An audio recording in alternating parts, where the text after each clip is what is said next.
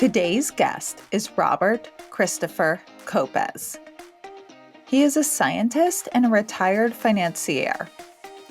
He has studied near-death experiences for decades and has lectured on this topic in the US and Europe. His latest book on NDEs is called Impressions of Near-Death Experiences, and it in fact is a compilation of hundreds of quotes from experiencers.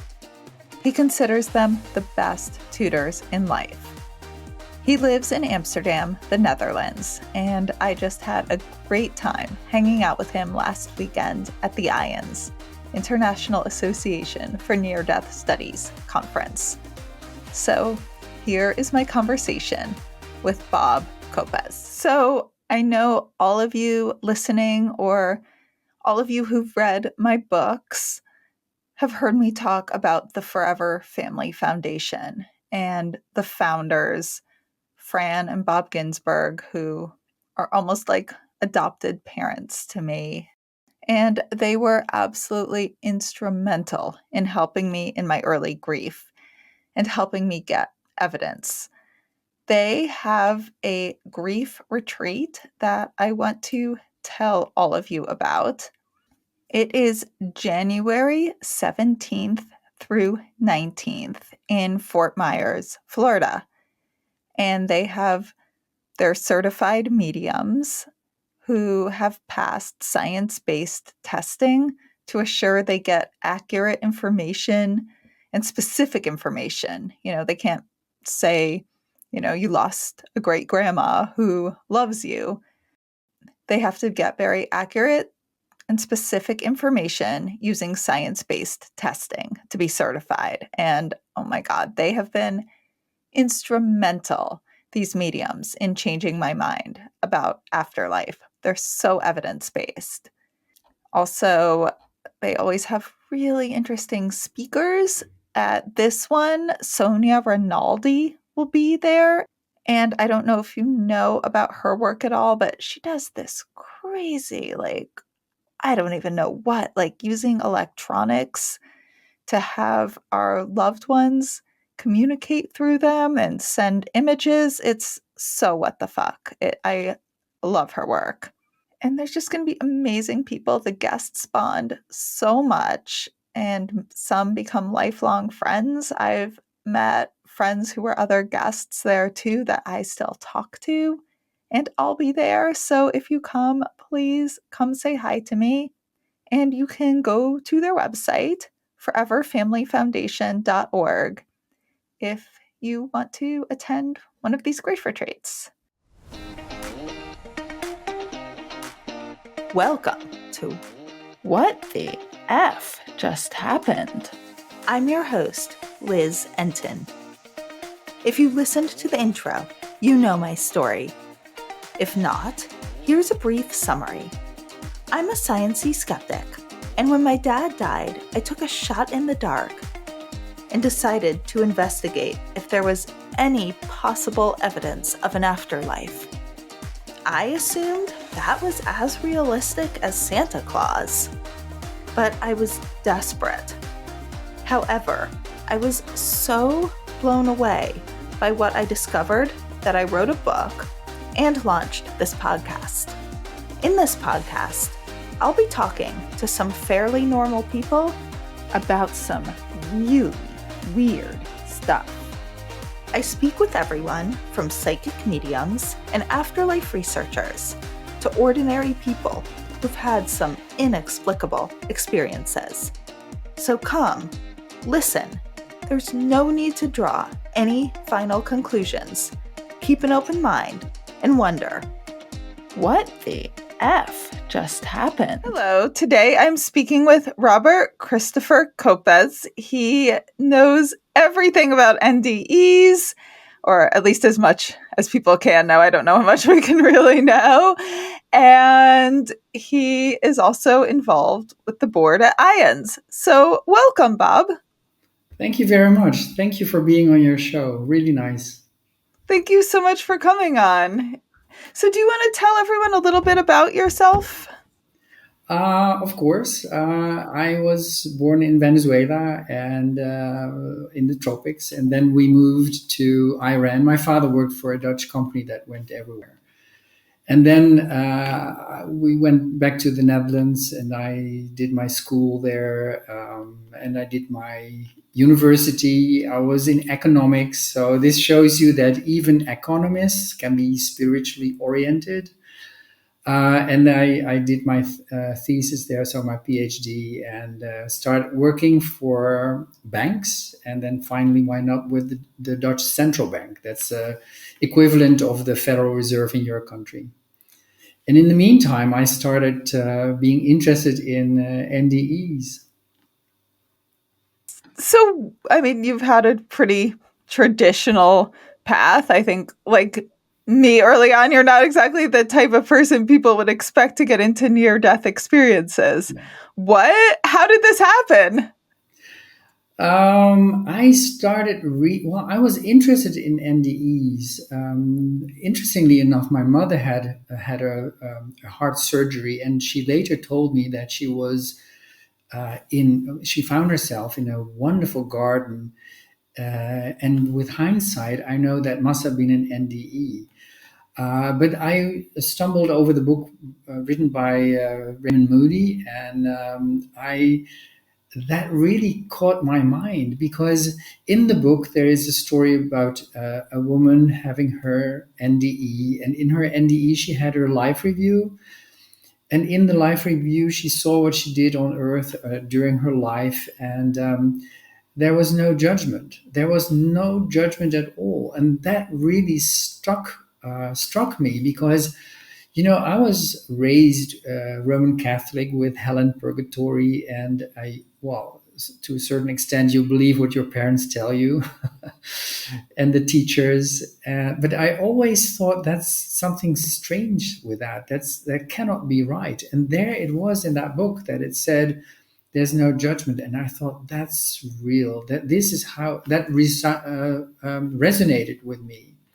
So that started me on my search to more knowledge about the NDEs. But I had to do my career. I needed money to live from, so I went in the banking sector. And then, like 30 years ago, I started again looking what the research was on this in this field, and I found that in the Netherlands there was really very important research done that was published also in the Lancet, and that's a very important medical journal, a serious, real medical journal, and that there it started. That was my interest in NDEs. Wait, so I've heard of the Lancet. I know it. Yes, it's very like as non-woo as you can get. I had no idea the Lancet spoke about NDEs. What is their take? What did they say? Well, there was a research done in the Netherlands by a group that formed also an organization that you could compare with IANDS, but they did this research, and there was a cardiologist who did the research. Pim van Lommel is his name, and they had this protocol that in for 10 hospitals during a time span of 13 years, they would take all the people that went into that hospital with a cardiac arrest into their database. So that's an objective way of getting your database. That's the important thing. That's also why this was published in the Lancet. It's a study done that you can repeat somewhere else. It's as they call it, prospective study. It's repeatable, and it's repeated also in the United States and the United Kingdom with the same results. But the thing was that they had the database was like 344 patients over that time period of 13 years. And they asked these patients after they were resuscitated, of course, otherwise you can't talk to them. They asked them, do you have a recollection of the time you were out? Like, yeah, if you were, when you were unconscious. And like 62 of them, so that was 18%. I hope that I have the numbers right, but 18% of the cases had a recollection, and those were the NDEs. And the interesting thing here is that you have two groups now. You have the group with NDE and you have the group without the NDE, and you can compare the groups. And you can, if there are differences between the groups, then that might constitute the NDE. So that's interesting. So, and then they checked both groups on several things. Now, both groups, of course, having had cardiac arrest, had a lack of oxygen, and that because that's typical. And it's always mentioned that NDEs are triggered by a lack of oxygen that makes hallucinations go on. But that's not the case because both groups had a lack of oxygen, yet one group had an NDE and the other didn't. The same thing with maybe substances that are created in a dying brain that might trigger these hallucinations, but that's not the case. Both groups were dying, so both groups had these substances in their brains. And they checked on medicine, they checked on the fear of death, they checked on religious aspects, and there were no differences found. So the conclusion is that oxygen, lack of oxygen, or anything of these obvious things do not trigger an NDE. The question is still out there: what does? And because there was no, you still don't know what that is. But those things were established that these do not trigger an NDE. And another thing was that they asked these people after 3 years and 8 years if they still remembered what happened. And the interesting thing was that these people, the 62, they or 68, they remembered exactly what they had said 3 years before and 8 years before. And that makes it different from a dream or hallucinations, because hallucinations and dreams are something that you cannot really remember. You know, you have gone through something. Dreams are always evaporating very quickly, but hallucinations are something that don't make sense. They don't have a storyline, and an NDE does. So there is a very important difference between hallucinations and NDEs. And these studies were repeated in the United States and the United Kingdom with the same results. So that's the interesting part. Oh, and the repeated in the United States, that's the work of Dr. Sam Parnia. That's what he's doing, right? Where he's recording. Well, Samparnia does other kind of things. He does the Oh, okay. AWARE study. That's an Hmm. interesting study too, but it's not conclusive. You know, the NDEers, when they get out of their body, they say most of the time they hover just below the ceiling and they can see what happens in the operating dome. And that is where he thought to do a kind of study to see if he could make people that have an NDE that go out of their body during an operation see images that are hidden. So I think he had computers hidden on close to the ceiling on cupboards with specific images that were random. And then he hoped that people who were having their NDE would just pass by the computer on the bookshelf or on the cupboard, and then see the images. And when they come back again, they say, "Well, we saw this and that." That would be really a good proof that people can get out of their body. But the problem is, of course, when people have their NDE and they leave their body during an operation, they are often, maybe in 100% of the cases, they are so overwhelmed and so amazed by what they experience that are you going to look for images on a cupboard? No. You're first of all, you don't know that you died. Then you realize that your body down there is yours, and you can still think and go about. Your consciousness is there, and that is something that they have to grasp first. They have to understand what is happening, and by the time they understand that they are dead, they go out into the light, or they go elsewhere. There's no time for them to look for hidden signals. But nevertheless, it's an interesting study, and it came with a few interesting cases, of course. One of the interesting cases about it, because yeah, at first I was very upset that no one they weren't seeming to get results, but well, the explanation you gave that you're not going to really notice a little I, two-dimensional computer image, so Yeah, I makes don't sense. know a specific. There were a few things that he wrote in the study that he, well, in the thing that he wrote after the study, after they did this test, and it was something like something veridical or so, something that people apparently were able to see things that happened, but they didn't find the hidden signals. But because the aim of the study was for the NDEer to see these signals, and I don't think one of them ever saw them, but they saw something else that is also veridical.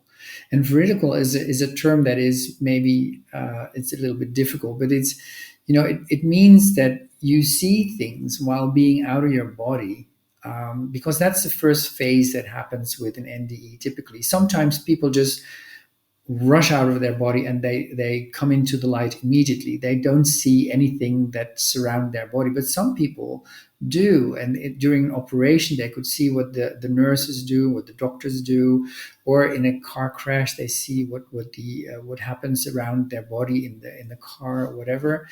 But then the interesting thing is that in a number of cases, these observations were verified independently by others. So they would say that the NDEer was correct. Let me give you just a quick example. Like in one case, a woman was hovering out of the hospital she was in, and she saw a tennis shoe in the ledge of the hospital.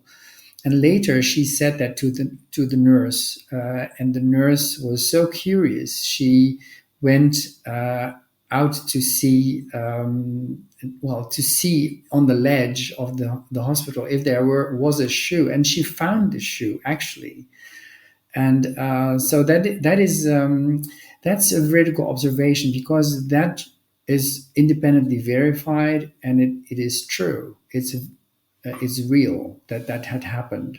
Yeah, I remember hearing about that story. I guess the story of Maria. And then in your research, through IANDS and meeting so many people, are there any standout stories that you've heard directly from people and you're just like amazed, like any veridical or what ones that just blew you away? There are a lot of very interesting stories from NDEs, and they are all in my book, Impressions of Near-Death Experiences. Well, there are so many interesting stories, and one of them is, uh, I was raised Catholic, Roman Catholic, and this person, Rosemary Thornton, she had her NDE, and she was in a dark space. And sometimes that happens to people. They wind up in this very dark space, but it feels nice. To some people, it's scary, but most of the people find it nice. And there was, as she said, there was peace times a million, peace times a million. And she was hovering there, and she thought that was wonderful. And then suddenly she felt a big, powerful presence just behind her, and she was giggling because she thought, I must be dead, but I'm still there. I can still think. I'm still conscious. And then this powerful presence was there behind her, and she started giggling again, and she thought, wow, that's interesting. And she looked up over her shoulder, and then she had to laugh again, because she said, how can I look over my shoulder if I'm dead? Do I have a shoulder? But she felt anyway that she could turn around a little bit. And then she said to this big presence, she said, and who are you? And then the presence said, you are the image and the likeness, and I'm the original. And for people that are Christian or Jewish, they know that in the first book of the Bible, it says that God created men and women to his image and likeness. So, where in this case, this big presence said, you are the image and the likeness, and I'm the original. I thought that was so funny. That was really interesting. But there are other very nice stories, like Jolene Stout. Let me tell you that story too. Jolene Stout is a woman who was married to an Austrian guy. She moved to Europe and she lived somewhere in Austria. And she her husband was first, before they married, was very nice, but afterwards, when they were back in Austria, he had his own life, and she was sort of alone there. She was very unhappy. She didn't have her friends. She didn't want to separate because that was not done in her in her mind, in the way she was brought up. You don't separate. You don't divorce. And then things went worse for her, and she felt so utterly lonely, and really she wanted to die. And then one moment she was really like in a state where she was leaving her body, and then she was happy that that happened. But there was a lot of light. There was, well, she had her NDE, and in her NDE she saw that it was necessary for her to be on earth, to do the things she had to do. She saw that there was an unconditional love for everyone. And then she went back again. It was just very short. And then she went back again, and she was lying in bed, I think, and she was confused. And then suddenly, she was very religious at that point. She saw Jesus coming to her. Now, at this point, I have to tell you that Jesus is regularly seen in NDEs, but also other religious figures are seen in NDEs. So there are Muhammad is seen, Krishna is seen. Krishna is from Hindu, or and the Mahdi from the Islam. Actually, a lot of religious figures from various religions are seen by people, and typically in the Western countries, people are mainly Christian, and you get to see the Christian principal figures. But in other countries where there's other religions, they would not see Jesus. But she saw Jesus. And the interesting thing of Jesus was that he knew that she felt so alone and so not loved and so bitter. And he said to her, don't waste your life thinking you are not loved. So don't waste your life thinking you're not loved. And she realized that that was true.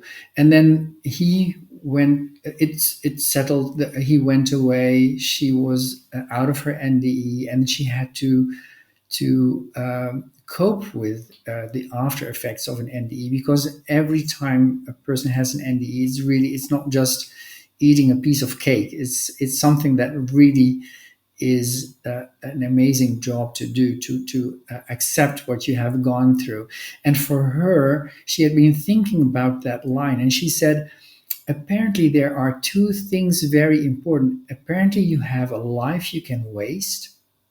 So because the line was, don't waste your life thinking you're not loved. And the other thing is, you are loved.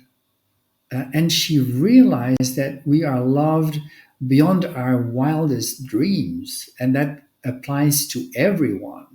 So this is something, a story that is important for people that think they are alone, that think they are not loved.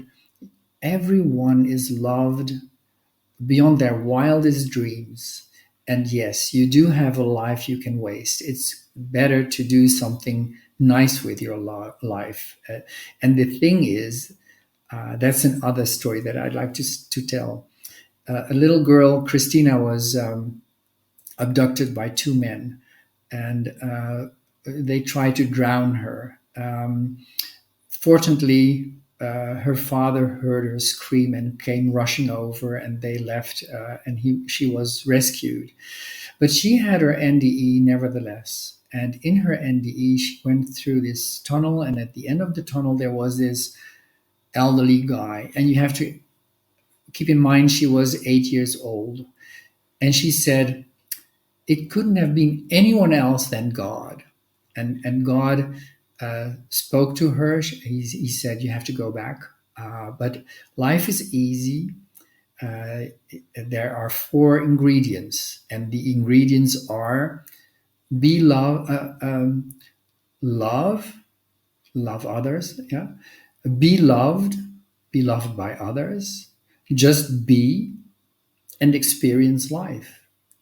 So love, be loved, just be, and experience life. And if you put that together with the story that I said about Jolene Stout, it is that you have a life you can waste. You can sit on a chair and do nothing and wait for things. Then okay, you're being, you're doing something, you're being, and you experience life. But is this interesting? No, the interesting thing is to love others and to let others love you. That's where it all boils down to. Love is such an important thing. People who've gotten this whole other, I mean, other cultural, but like other dimensional perspective. There's got to be so much wisdom there. So I have a question based on what you said. You mentioned a lot of, people mentioning God and religious figures. Do you think that is based on people's cultural perceptions, because that's what most people are taught and would associate, Jesus or Muhammad or, whatever their cultural interpretation is, rather than an actual religious figure the way we understand religion here? Yes. Yeah, I understand your question. And it's a good question because, there is a cultural element in NDEs. That's such an interesting thing of NDEs. First of all, not one NDE is the same as another. They are all different. It's not like a tick box exercise. It's not like everyone flies through a tunnel. Not everyone sees light at the end of the tunnel. Not everyone sees deceased relatives or has a life review.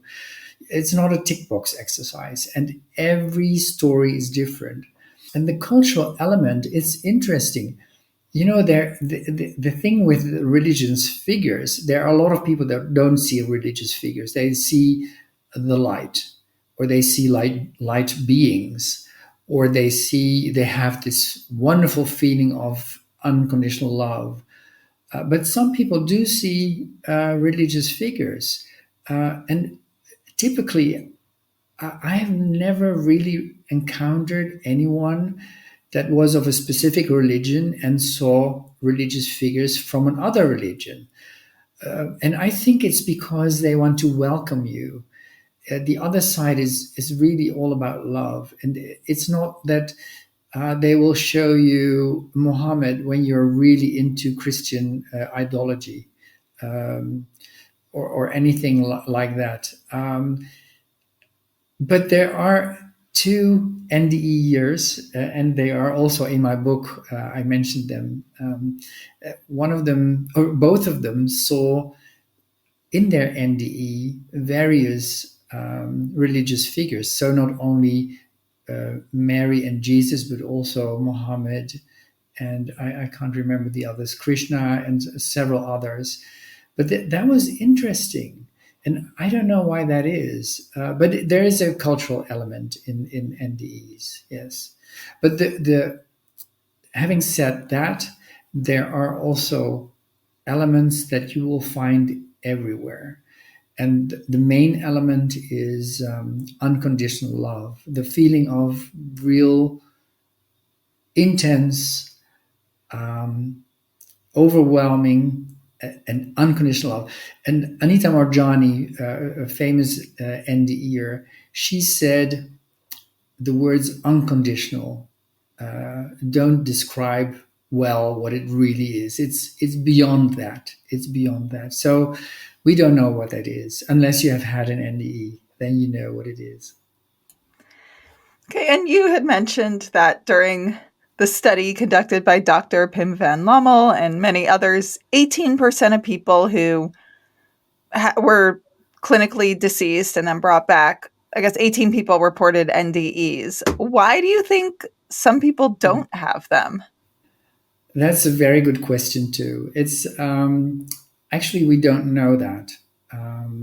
In the study of Pim van Lommel, it seems maybe that people that are of a certain age, a little bit older, uh, tend to have less of an NDE, and but it's not significant, so it's not really conclusive.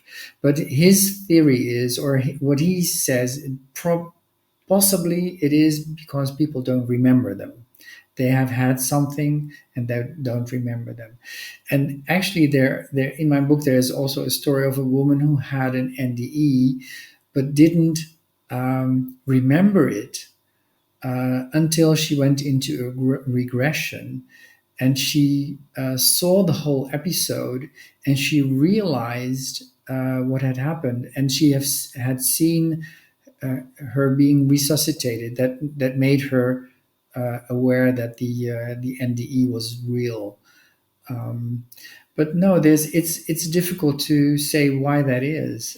I think eventually, when we die, or maybe people don't go far enough into their NDE. Maybe they forget what their NDE was. We don't know. But I believe thoroughly that it's not only for the 18% happy few.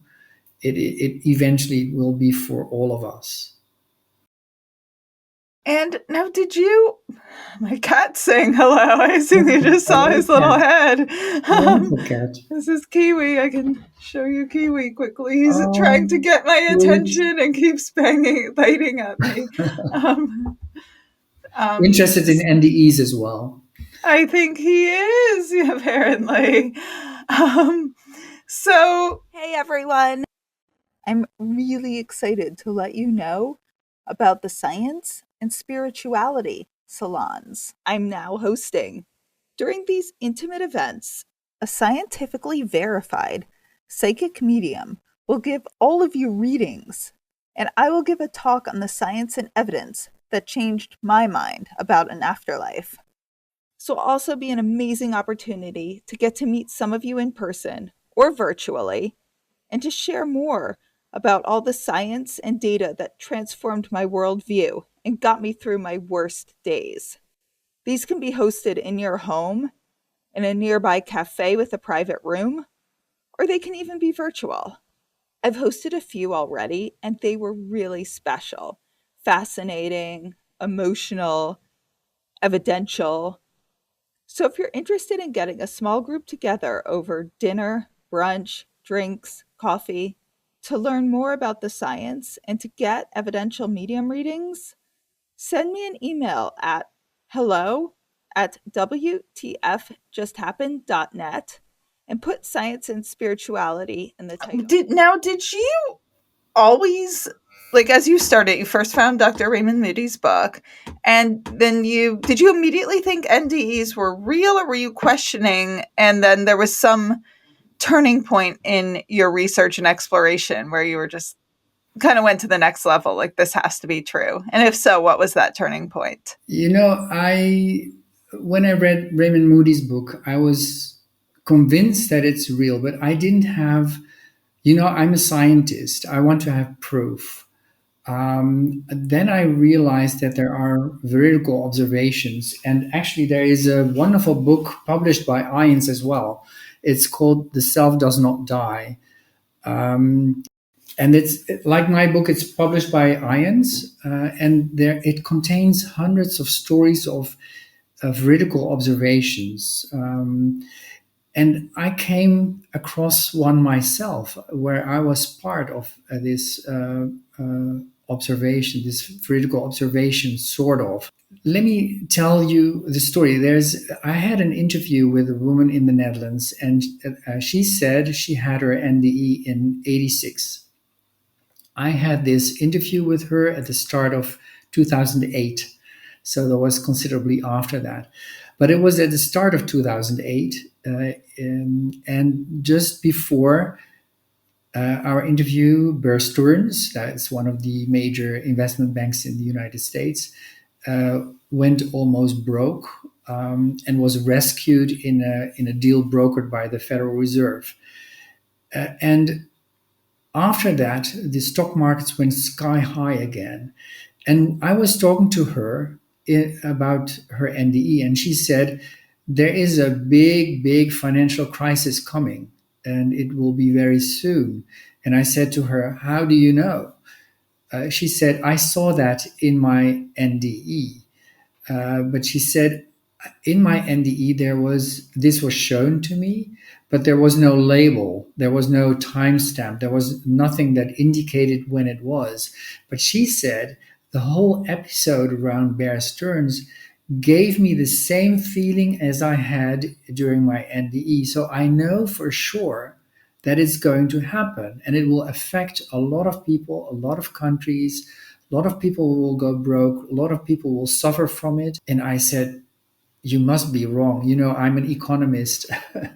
And I saw that the stock markets went up again and were going through the roof.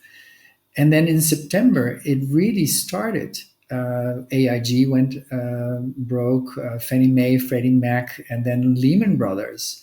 You may remember, or maybe not, because it's for you already so long ago. But it started the financial crisis. And then I thought, she's right. She must have really seen it.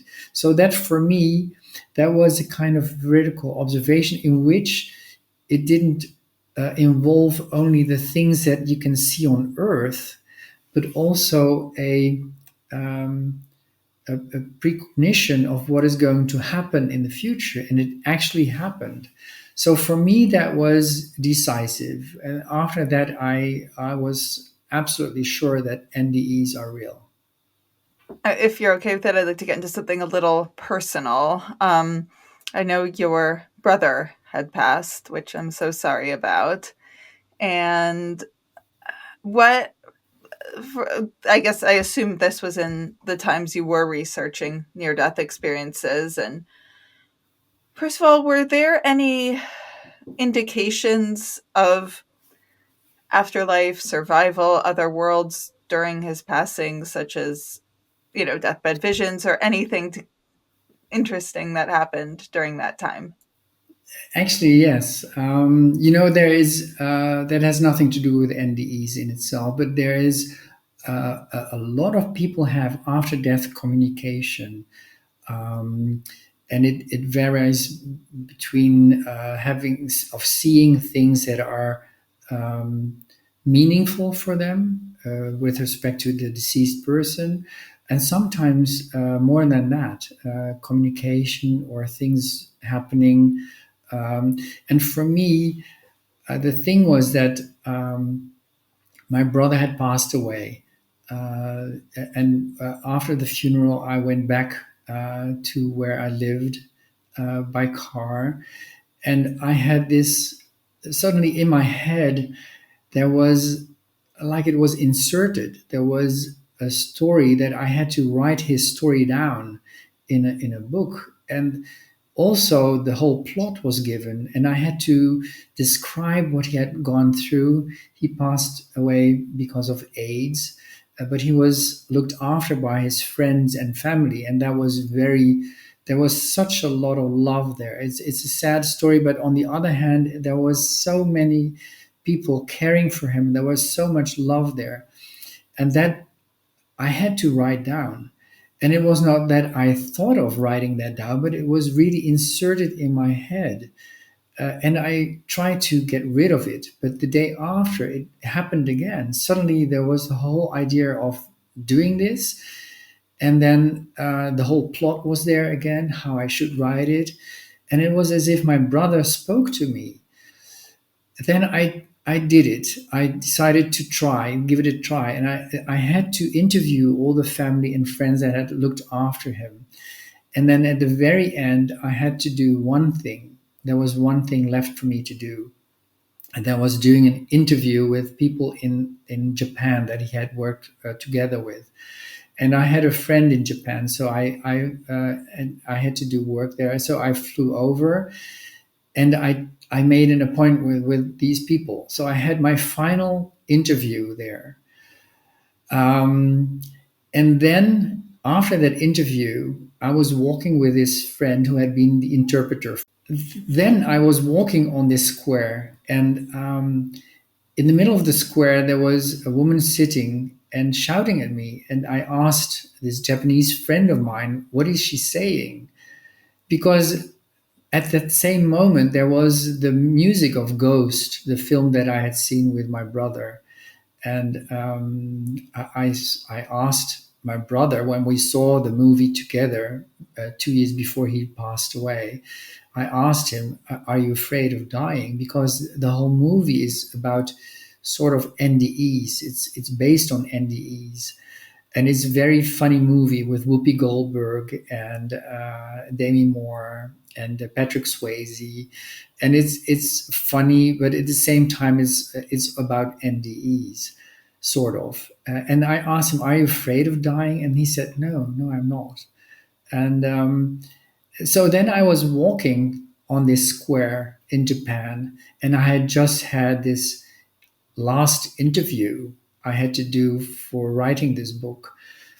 And in the middle of the square was this woman shouting me, and the Japanese friend of mine um, told me that she was shouting Demi Moore, that I looked like Demi Moore, or that I was Demi Moore. And then I said, "How can that be? That's strange because I'm a man and Demi Moore is a woman. Moreover, Demi Moore has dark hair and I have blonde hair. How far can you be apart from the reality?"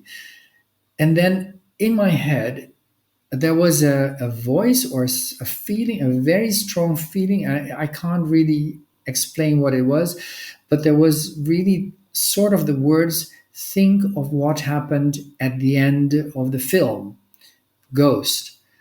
And then I thought, okay, yeah, Demi Moore, the villain was killed and Demi Moore was finally released. No, in my head it said, no, no, the very, very end. What is the very end of the movie?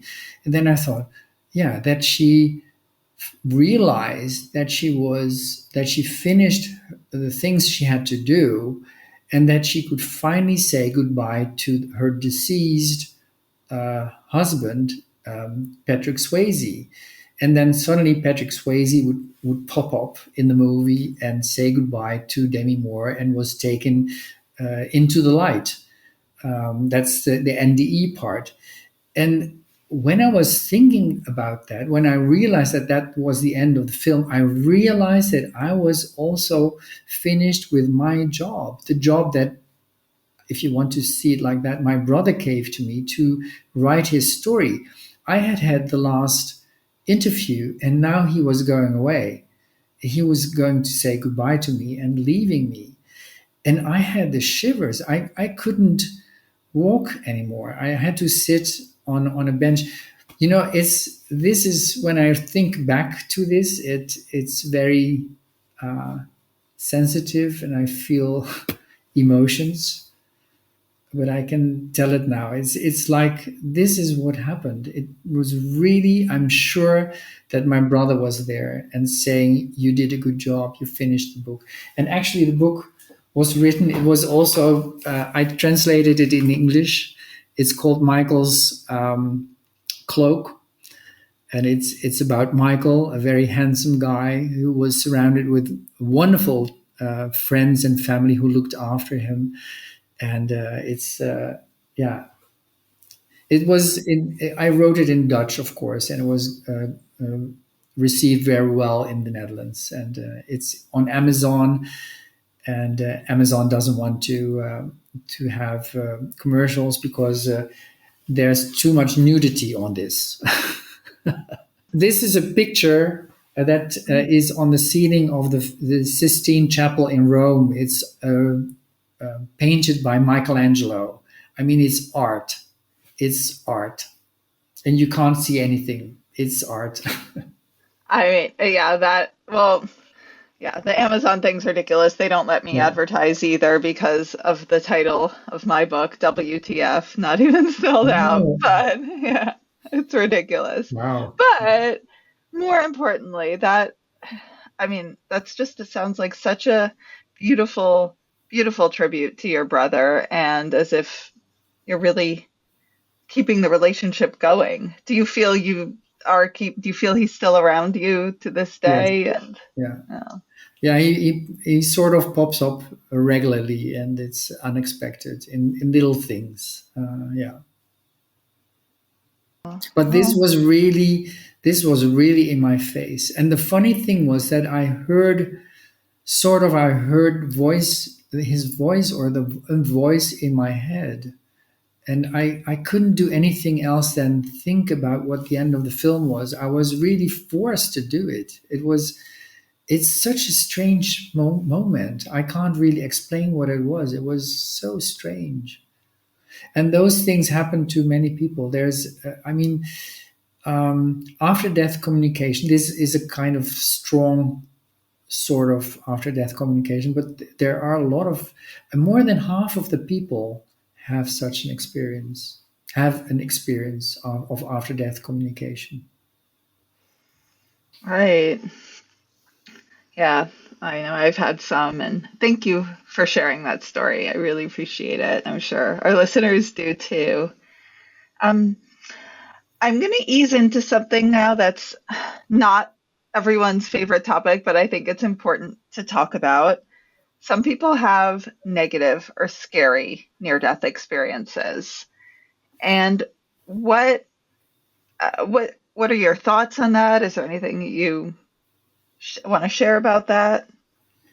Yeah, it's subset of the NDEs is distressing. We rather call it distressing because negative gives the idea that there's nothing good about it. And what we know now of people who've had a distressing NDE is that they have similar life-changing aspects that are beneficiary to them, that are good or helpful. So it's a distressing experience, but it's not negative. But it's a subset, and it's difficult to put a figure on it. It's like 10 to maybe 15% of the people who've had an NDE.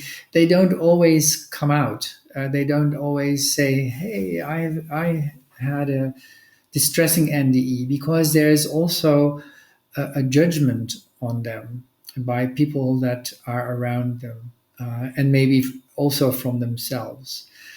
But distressing NDEs, the most important thing of what we know now is that you cannot say that blissful NDEs are only there for people that have behaved and have been good, and that distressing NDEs occur to people who have been bad. Apart from the problem that you have, what is bad and what is good. That's also culturally colored to a certain extent. But a distressing NDE can happen in principle to anyone, to you, to me, to anyone. That's why there has to be another explanation for it. It's not that you can say you've been bad, you'll have a distressing NDE. No, that's not the case. Moreover, most of the distressing NDEs end in a very nice way, in a positive, in a loving way. So there has to be another explanation. And Nancy Evans Bush, as one of the researchers in distressing NDEs, she had one herself. She has a theory, and I believe that's the right direction to look for. It is that when we have our NDE, when we start having an NDE, there is too much of the human mind still there, with all the um, uh, collective conscious business going on, all these images, or maybe also images from your own past, your own anxieties, your own fears that pop up at that moment. And start leading their own life. There is, for instance, a very nice book written by um, Kathy McDaniel, Misfit in Hell to Have an Expat. And she is, for instance, a person, a woman who is a common person, a normal person like you and me.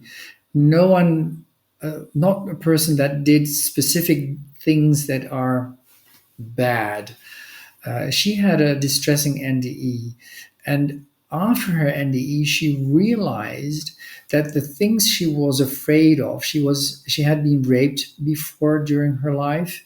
She had been afraid of attracting AIDS and a number of other things, but all these aspects popped up in her distressing NDE, and that's what the theory is. Things pop up in your NDE. So the idea is that when you're really dead, those things will just disappear. Let me give you another example. There is an example of Daniel Brinkley. He wrote a book himself together with Paul Perry. Very nice book to read.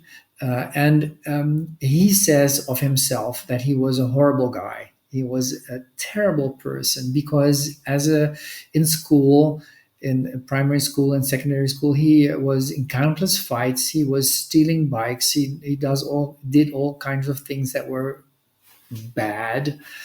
Um, and on top of that, he went working for an American organization that had to kill off adversaries in other countries. So he went abroad and he killed off a lot of people.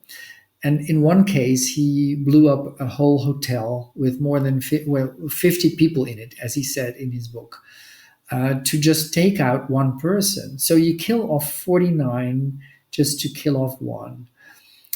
You could say that's not really a nice person, or you could even say he's a bad person. Nevertheless, he had a blissful NDE. The only thing that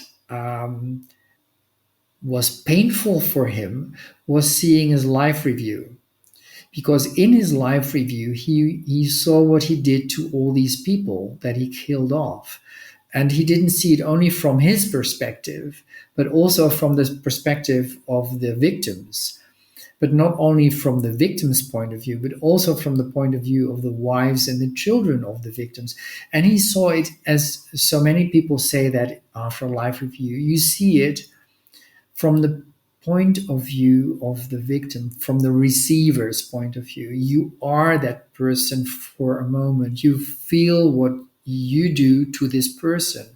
There is no division between you and the other for that moment, or for that time span that you do something to him. And that was the painful thing for him. Now, that shows you that good people can have distressful NDEs, and bad people can have blissful ones. So the other explanation is more logical. And having said that, I think it's very important, these life reviews, that what I just said, that you feel what you do to another as if you are that other person. That is being said so many times, over and over again. And so, and what does that learn you is that there is no division between you and others. You are that other. And that's one of the things that NDEs also say. We are part of one big whole. We are everything. We are part of everything. And that's interesting. That is, if you really think about that, your mind blowing away. It's I try to do that. I've been thinking about what does it mean if we are part of everything. It means that I have been also Napoleon, because there is no division, there's no separation between him and me. I've been the migrant at the border. I've been Nefertiti. I've been, you name it, and not me, but God, or how do you call that? This one thing is looking out of everyone's eyes. This one whole, this God, or this, I don't know how you call it, the supreme one, looks out of your eyes, looks out of my eyes, looks out of the eyes of all your listeners, looks out of the eyes of Putin, or one of the politicians in your country. It looks out of everyone's eyes. The supreme one is in everyone. That's also what NDEs say. We are all divine. We are divine. We are part of the divinity.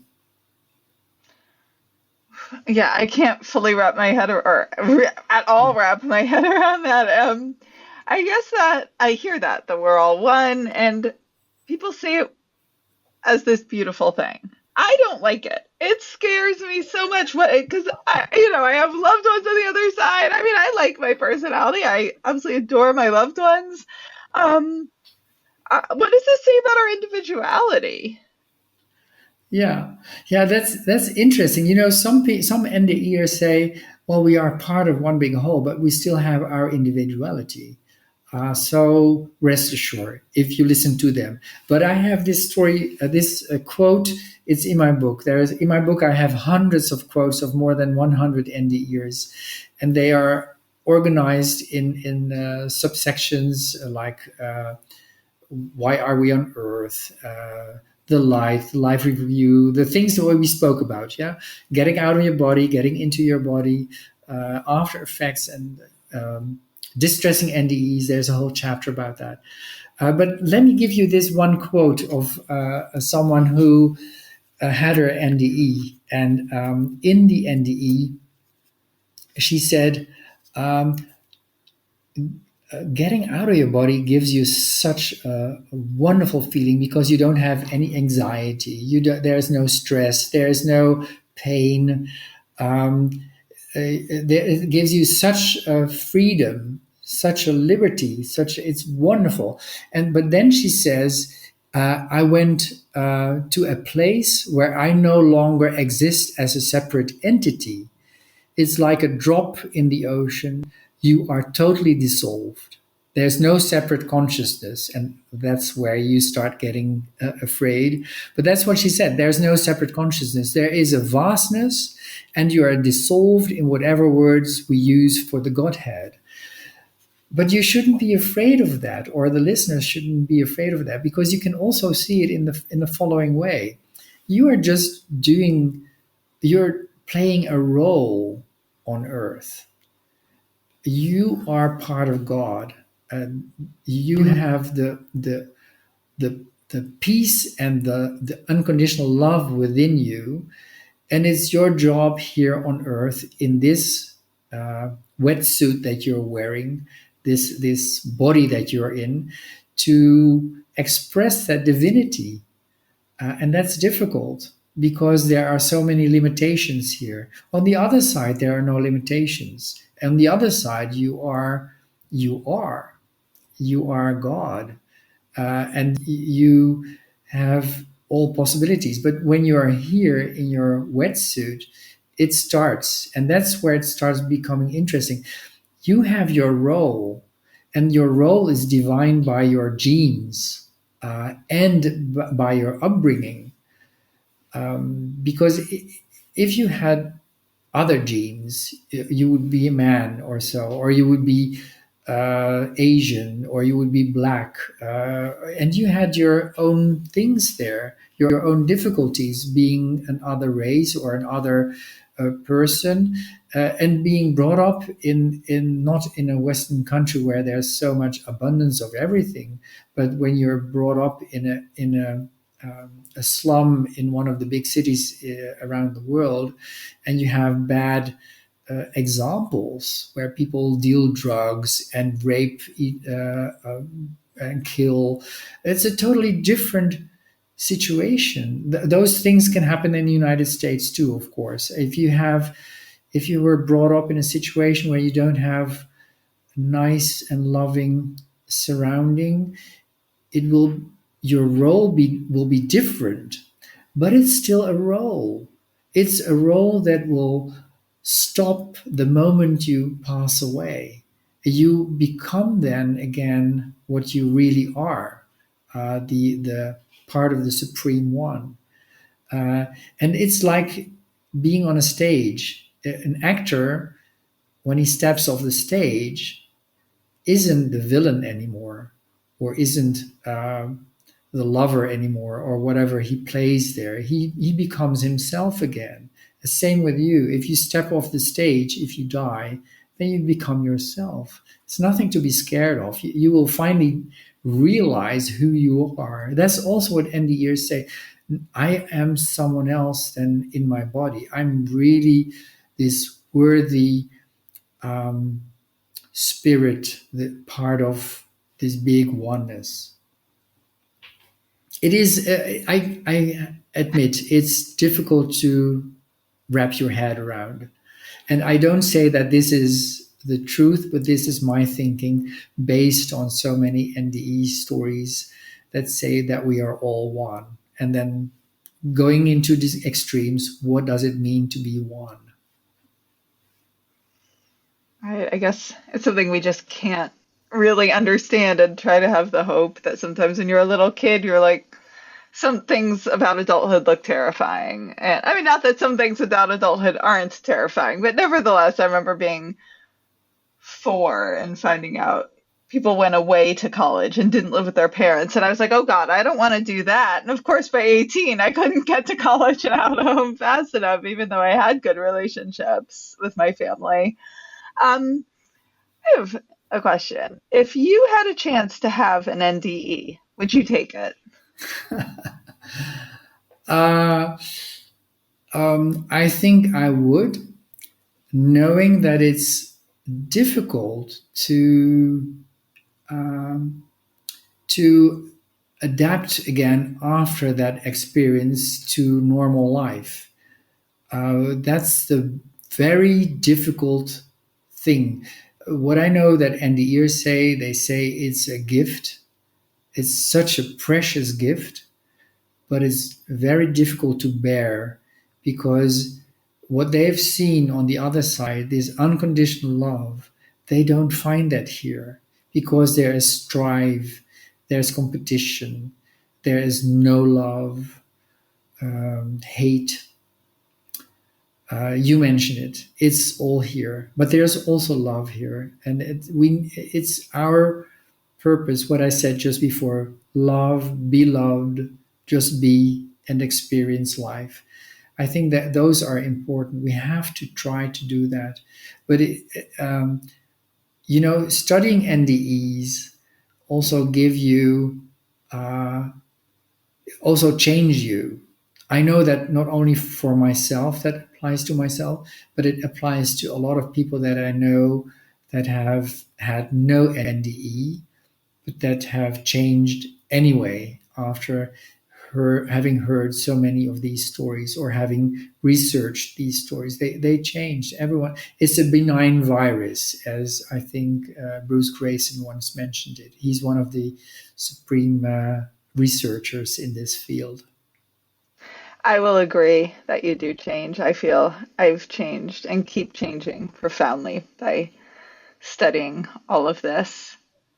Wow, I mean, I kind of think that's a beautiful note to end on. Is there anything you'd like me to ask you that I haven't, in terms of any questions you'd like me to ask you or anything you'd like to say before getting No, into I the think closing? we sort of covered everything. I really liked it very much. The things that I find important are that there's unconditional love, that we have to try to express our divinity and this oneness. And, I believe that if people really, when the general public really understands that there are veridical observations that show you that that NDEs are sort of real, or not sort of real, that they are real, then people will start being interested in what are the messages. And the messages are unconditional love and oneness.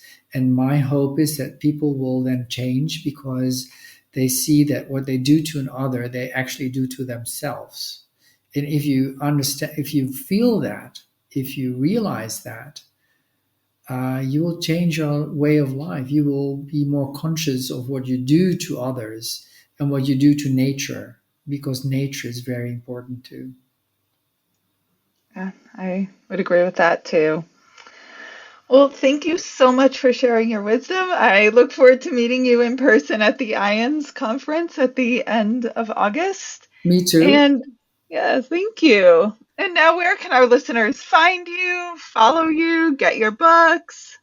Well, my book is can be found on Amazon. It's Amazon, and it's called Impressions of Near Death Experiences, because of all the quotes that I have from all the more than 100 NDEs, hundreds of quotes, and it gives you an impression of what an NDE is, because you can't really understand what an NDE is if you read one or two of these stories. You have to read many of them. Then you get a little feeling of what it is. And if people want to get into contact with me, they can find me on my website, which is www.bobcoppes, and Coppes is written with COPPES.com, and there is a file to fill out, and I will always answer questions. Thank you so much. I so appreciate you coming on. Thank you too for being on your show. Very much appreciated. Hi! So exciting news. Book number 2, WTF Just Happened? A Sciencey Skeptic Investigates Even More Evidence of an Afterlife and Fights for Justice with Her Dead Dog, is ready. You can get it everywhere in both ebook and paper. This book essentially picks up where WTF Part 1 left off. I continue to experience a bunch of what the fuckery, and it's a bit different now because I know the mediums pretty well, so I get some actual opinions on what they thought of me when they first met me. I get more crazy signs, and the evidence just keeps accumulating. I keep bugging my dad for that one sign I really, really wanted, and some really crazy stuff happens related to that. I conduct experiments with psychic medium Joe Peretta, and again, bunch of what the fuckery. And in a really weird twist, I get called as a secondary witness to testify in the Harvey Weinstein case, which is a secondary plot. And that results in my dog, Peanut, who is on the other side and sending me some signs, ends up becoming famous. So if you want to keep hearing about scientific evidence of an afterlife and this really bizarre side story, you can go order my second book in the series. I love getting to say it that now. WTF Just Happens, actually a series. So you can go to my website, and that links to everywhere this book's available. It's available in ebook and print, not yet audiobook. That's not going to be nearly as long as it was for book 1, but it's going to be a few more months. So you can go to my website and order WTF Just Happened? A Sciencey Skeptic Investigates Even More Evidence of an Afterlife and Fights for Justice with Her Dead Dog. To get more information on what the fuck just happened, go to WTFJustHappened.net. There you can order my book, WTF Just Happened, a sciencey skeptic explores grief, healing, and evidence of an afterlife. You can learn all about how I came to conclude that there most likely is an afterlife, but you can also learn about the early stages of my grief and the amazing, fascinating people I met along the way. You can read about how much I harassed the mediums and scientists trying to get evidence to see if the mediums were cheating and see if what everyone was saying actually was true. You can also subscribe to our newsletter to stay updated on any new developments and any interesting new what the fuck updates. So if you enjoyed this episode, please rate and review us wherever you get your podcasts. It makes such a difference, especially for a new podcast like this one. And if any of you have had a crazy what the fuck yourself, have any questions, feedback, or just want to say hey, reach out on either Instagram at WTF_just_happened_, or email me at hello@WTFjusthappened.net. I love hearing from all of you. It makes my day hearing your stories and questions and feedback and all of it. And remember, you don't have to draw any final conclusions as you wonder, what the fuck just happened?